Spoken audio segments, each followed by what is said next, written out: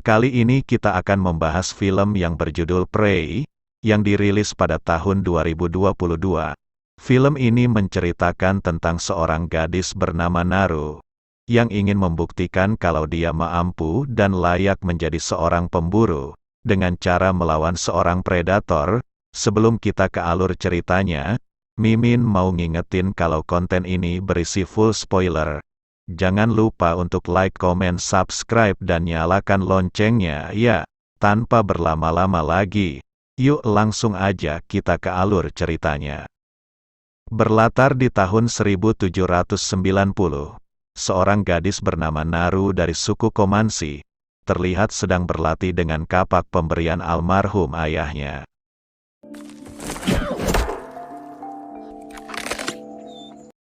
Keruka sedang berlatih, Naru dan anjingnya yang bernama Sari melihat seekor rusa. Mereka pun bekerja sama untuk menangkapnya.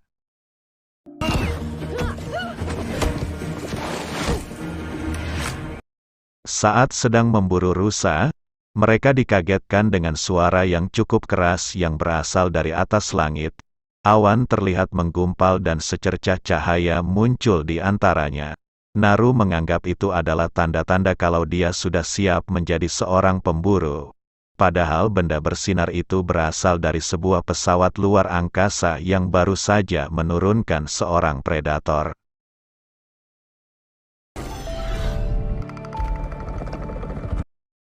Naru diketahui sebagai gadis yang dilatih untuk menjadi tabib seperti ibunya. Jadi tak heran jika dia sangat ahli dalam hal obat-obatan. Namun belakangan ini, dia malah ingin menjadi seorang pemburu seperti almarhum ayahnya, dan juga kakaknya yang bernama Tabe.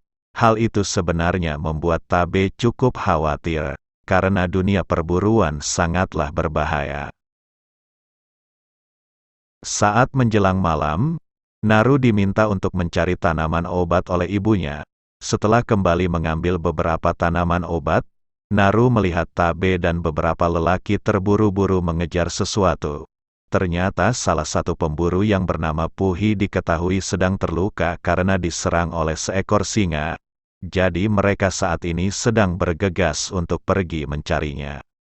Mengetahui hal itu, Naru tentu saja memaksa kakaknya agar diizinkan ikut dalam perburuan kali ini. Meskipun beberapa pemburu sebenarnya tidak setuju. Namun kakaknya yaitu Tabe akhirnya mengizinkan Naru dengan alasan agar Naru bisa langsung mengobati Puhi.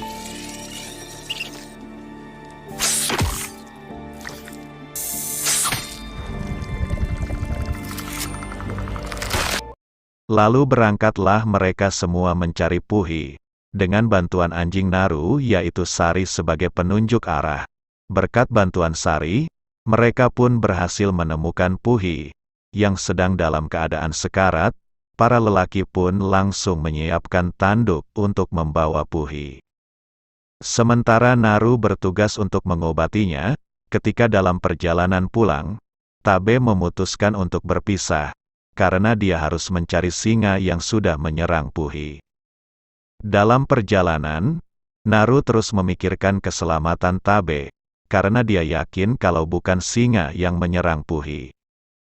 Namun sesuatu yang jauh lebih berbahaya. Hal itu diperkuat dengan ditemukannya seekor ular tanpa kulit di dekat lokasi tersebut. Di mana hal seperti ini tentu saja tidak mungkin dilakukan seekor singa. Khawatir akan keselamatan Tabe, Naru bertekad untuk pergi. Dia yang baru pertama kali berburu terlihat plonga-plongo dan panik di tengah kegelapan. Namun Tabe dan salah satu temannya akhirnya berhasil menemukan Naru. Saat itu Naru ingin menjelaskan kepada Tabe kalau hewan yang menyerang Puhi bukanlah seekor singa. Namun Tabe tidak mempercayainya dan tetap akan memburu singa itu. Naru dan salah satu pemburu lainnya lalu bersiap di atas pohon. Sementara Tabe akan mempersiapkan sesuatu untuk memancing kedatangan singa. Saat sedang nyantau di atas pohon, singa itu tiba-tiba datang dan langsung menyerang pemburu yang ada di sana. Dengan mulut penuh darah, singa itu pun berjalan perlahan dan mendekati Naru. Naru yang ketakutan tidak sadar kalau dia telah mundur terlalu jauh sampai dia pun jatuh dari pohon. Naru pun pingsan dan tak sadarkan diri. Beberapa waktu kemudian, Naru terbangun dan melihat sang ibu sedang membuatkan obat untuknya. Ibunya berkata kalau Naru pingsan ketika berburu. Jadi Tabe menggendongnya sampai ke rumah, dan sekarang dia sudah kembali ke hutan untuk memburu singa. Beberapa saat kemudian, sang ibu pun mendengar semua orang berteriak menyambut Tabe yang datang membawa tubuh seekor singa dengan kepalanya. Kepala suku dan para penduduk bersorak bangga atas keberhasilan Tabe. Berkat keberhasilan itu sang kepala suku bahkan menobatkan Tabe sebagai panglima perang.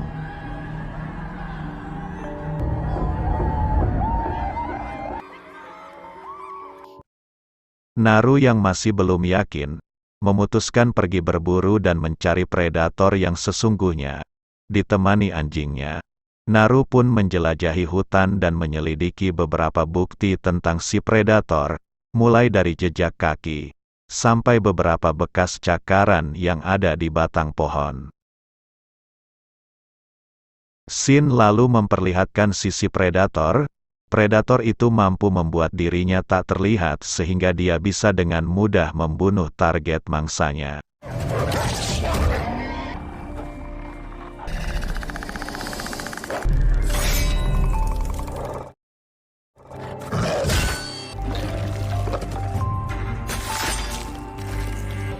Kepala serigala itu kemudian dibakar dan disimpan sebagai oleh-oleh. Terlihat Naru yang sedang berjalan, dia pun menemukan sekumpulan mayat bison yang sudah dikuliti. Hal itu pun membuat Naru semakin yakin akan keyakinannya kalau ada predator. Setelah Naru pergi dari tempat itu, si predator yang sedang jalan-jalan menemukan jejak kaki yang ditinggalkan Naru di dekat mayat bison. Predator itu pun penasaran dengan sosok Naru, dan memantapkan hati untuk mengikuti jejaknya. Saat melanjutkan perjalanan, Naru tiba-tiba terjatuh ke dalam lumpur hisap. Dengan kapaknya, dia pun mencoba menggapai ranting pohon agar dia bisa menarik diri keluar dari lumpur. Beberapa kali gagal tidak membuat Naru menyerah begitu saja.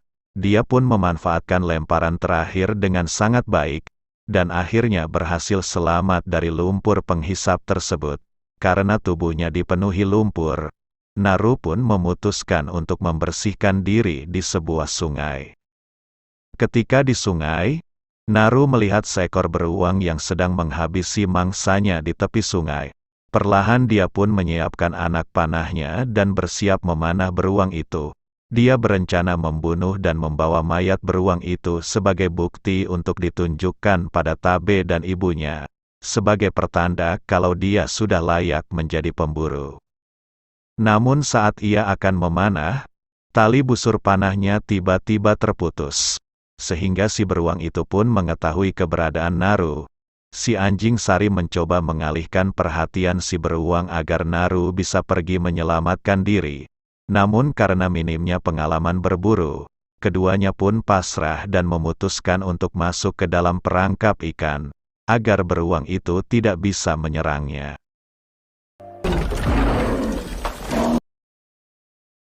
Dalam ketakutan, Naru melihat si beruang sedang bertarung dengan si predator yang sosoknya transparan.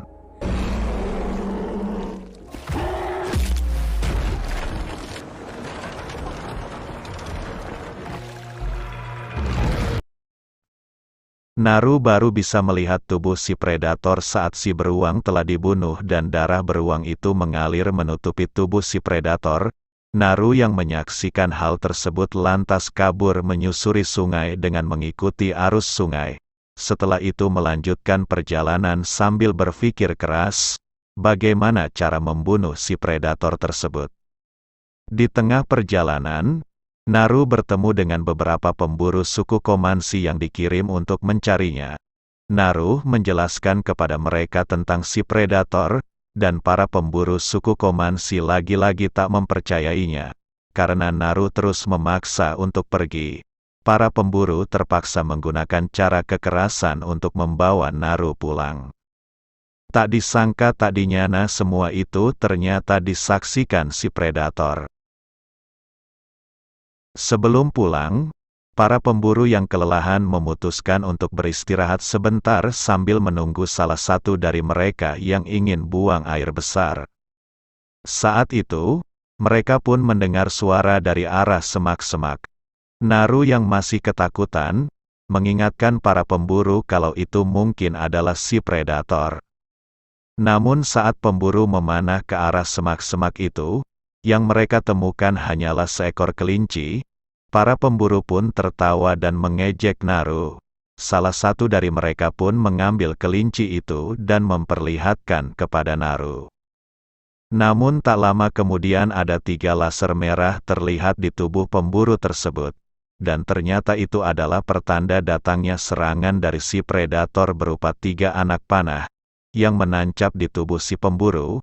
Karena mereka semua tidak bisa melihat penampakan si predator, para pemburu yang lain pun merasa sangat kebingungan.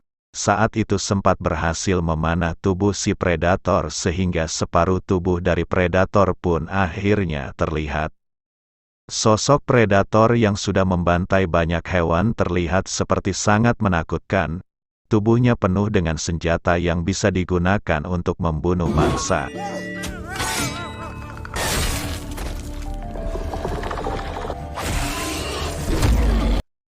Saat para pemburu sedang bertarung melawan predator, Naruto, maksudnya Naru, memutuskan untuk kabur melarikan badan.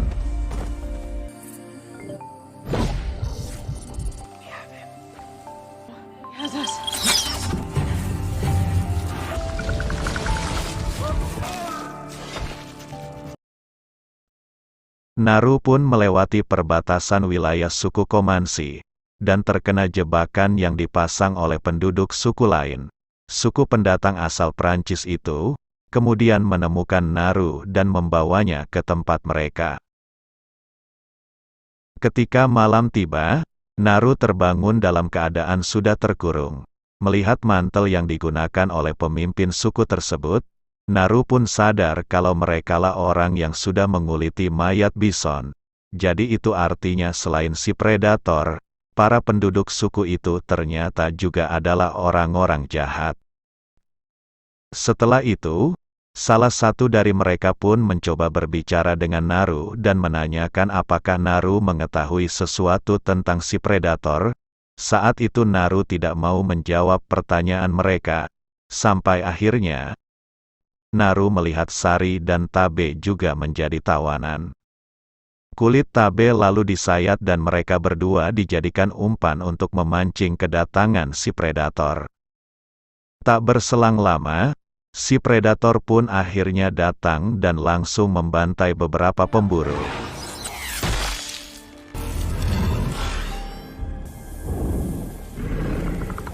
Tabe yang ketakutan kemudian berpikir kalau mereka berdua adalah target si predator. Namun Naru mengatakan kalau predator itu tidak mengincar umpan, di mana itu artinya si predator hanya akan membunuh objek yang dia anggap sebagai ancaman. Jadi itulah mengapa saat di sungai sebelumnya, si predator tidak membunuh Naru melainkan membunuh si beruang. Sementara itu si predator berhasil ditangkap oleh para pemburu berkat jebakan yang mereka buat. Namun berkat semua senjata predator yang canggih, predator berhasil bebas dan membunuh semua pemburu yang sudah menangkapnya.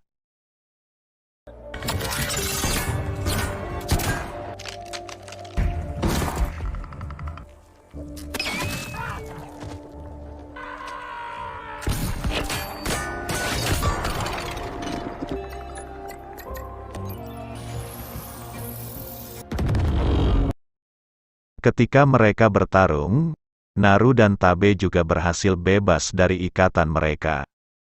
Saat itu Tabe bergegas mengambil kuda, dan Naru bertugas menyelamatkan Sari si anjing. Berkat latihannya selama ini, Naru ternyata menjadi lebih kuat sehingga dia mampu mengalahkan beberapa pemburu yang sudah menangkap Sari. Setelah berhasil membebaskan Sari, seorang penduduk suku tiba-tiba datang dan meminta pertolongan kepada Naru untuk mengobati kakinya.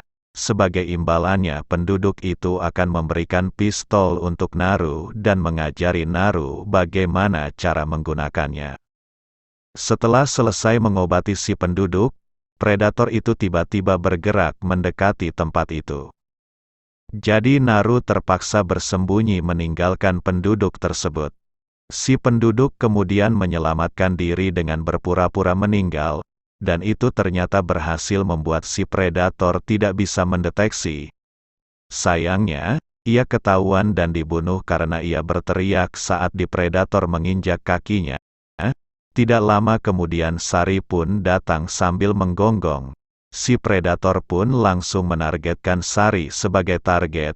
Yang beruntung Tabe tiba di saat yang tepat, dan berhasil menggagalkan serangan si predator. Alhasil, pertarungan antara Tabe melawan predator pun tak terelakkan.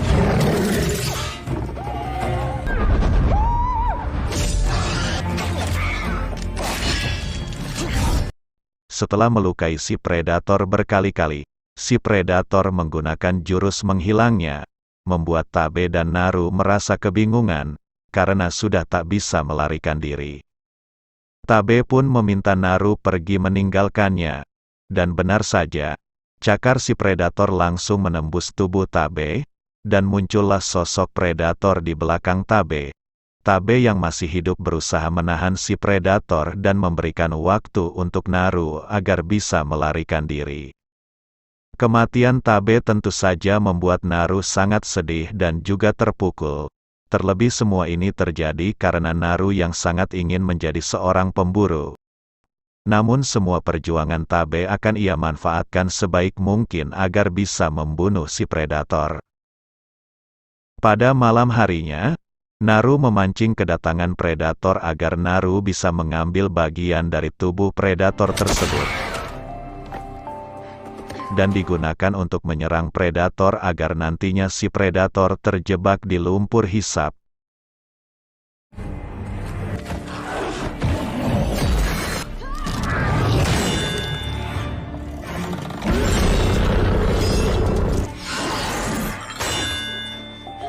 Berkat kerjasamanya bersama Sari, Naru dan Sari pun berhasil menenggelamkan si predator ke dalam lumpur dan membunuhnya dengan pantulan senjatanya sendiri.